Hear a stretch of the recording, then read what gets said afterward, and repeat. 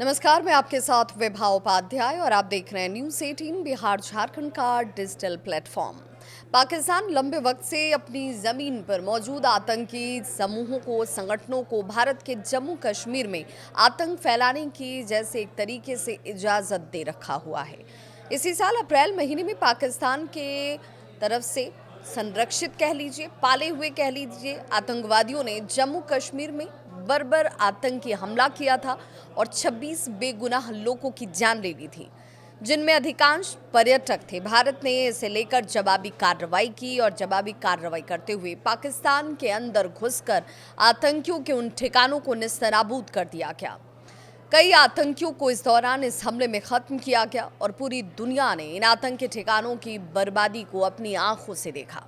अब पाकिस्तान के विदेश मंत्री और पाकिस्तान पीपल्स पार्टी यानी कि पीपीपी के जो चेयरमैन हैं बिलावल भुट्टो जरदारी, उन्होंने स्वीकार किया है कि उनका देश भारत के खिलाफ आतंक फैलाने में शामिल रहा है।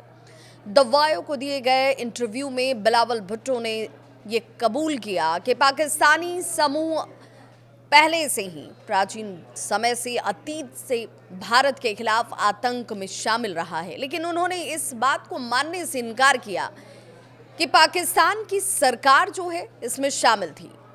अब सवाल ये उठता है कि सरकार किसके इशारों पर काम करती है, सरकार का संचालन किसकी तरफ से किया जाता है। बिलावल ने इस बात पर जोर जरूर दिया कि पाकिस्तान अब बदल गया है और इस्लामाबाद ने इन आतंकी समूहों के खिलाफ कार्रवाई की है। लेकिन किस तरह की कार्रवाई आपकी तरफ से की जाती है कि आतंकवादी वहीं पलते हैं, वहीं बढ़ते हैं और आतंकी घटनाओं को अंजाम देकर एक बार फिर से उनकी वापसी उसी पाकिस्तान में हो जाती है। पहलगाम आतंकवादी हमले को लेकर सवाल कई, और उस सवाल पर जब उनसे कुछ भी पूछा जाता है तो उनका जवाब इनकार में होता है। पाकिस्तान इसमें शामिल नहीं था, इस जवाब के साथ वो अपना पल्ला झाड़ते हुए नजर आते हैं।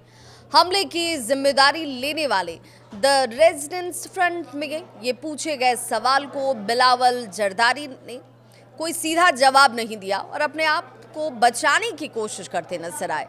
द रेजिडेंस फ्रंट ने पहलगाम आतंकी हमले के महज 45 मिनट के अंदर इसकी जिम्मेदारी ली थी। बिलावल भुट्टो ने पाकिस्तान के इस हमले में शामिल होने से इनकार करते हुए जरूर ये इस बात को कहा कि इस्लामाबाद ने भारत सरकार से विश्वसनीय सबूत की मांग की है, लेकिन ऐसा एक भी सबूत जो है वो भारत की तरफ से दिया नहीं गया। लेकिन जब ऑपरेशन सिंदूर के बाद मारे गए आतंकियों के जनाजे में आतंकी कमांडर अब्दुल रऊफ के साथ सैन्य अधिकारियों की मौजूदगी की तस्वीरें पूरी दुनिया ने देखी, इस पर सवाल पूछा गया तो वो सवाल का जवाब टालते हुए नजर आए। सवाल को टालना आसान है, लेकिन उसकी सच्चाई से मुंह फेरना नामुमकिन है। पूरी दुनिया इस बात को जानती है और इसीलिए भारत सीना ठोककर हर विदेशी मंच पर इस बात को रखता है कि आतंक और आतंकवादियों का कोई धर्म, कोई देश या उनका कोई संप्रदाय नहीं होता। उनके खिलाफ सभी की आवाज़ एक जैसी होनी चाहिए और अगर आतंकी आपकी सरजमीन से पनपते हैं, उठते हैं, घटनाओं को अंजाम देते हैं तो उसका खामियाजा आपको आज नहीं तो कल उठाना ही होगा।